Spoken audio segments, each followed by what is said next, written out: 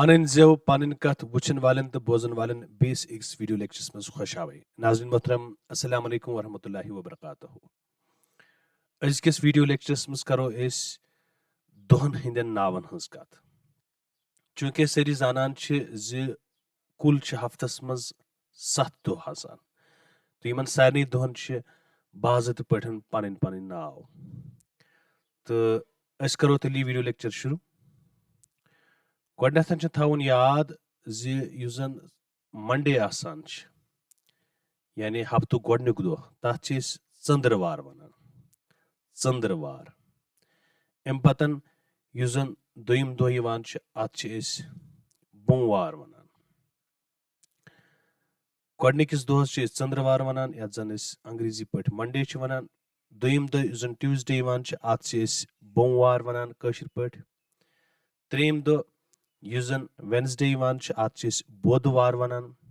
चूरम दोह use जन Thursday यवान अत ब्रेसवार वनान। तो पांचम दोह युस जन फ्राइडे यवान अत कशिर पठ जुमा वनान। तो अम पतन युस जन शेम दोह सैटरडे तथ बटवार वनान कशिर पठ। अम पतन गो युस जन सतम दोह यवान अत आथवार वनान। गो इत पठन 7 दोह सतनी यम जन 7 दोह सतनवनी दोहन पन पन नाव चंद्रवार बोमवार बुधवार ब्रेसवार जुम्मा बटवार तो आथवार। यथ पठन हफ्तक 7 दोह यवान। बे एक फिर कर तालीम चंद्रवार बोमवार बुधवार ब्रेसवार जुम्मा बटवार आथवार। अंग्रेजी पठ चंद्रवारिस मंडे वनान तो कशिर पठ चंद्रवार वनान। बोमवार अंग्रेजी पठ ट्यूसडे वनान तो कशिर पठ बोमवार वनान। वेडनेसडे जन बुधवार अत कशिर पठ बुधवार वनान। ब्रेसवार थर्सडे या जन अंग्रेजी पठ थर्सडे वनान कशिर पठ ब्रेसवार वनान।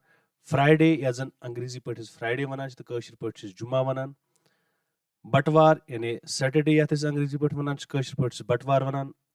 संडे या जन अंग्रेजी पठ संडे वनान तो कशिर पठ आथवार वनान। यथ पठन हफ्तन हिंद नाव यानी हफ्तस मज यम जन 7 दोह यवान तिमन हिंद नाव उम्मीद यह याद रोदमुत तो शुरन गि समझनस मज आसानी। अजकिस लेक्चरस मज गो युतुई नयस वीडियो लेक्चरस मज सपदे बे तुह मुलाकात तो ताम तुह खुदायस हवाल।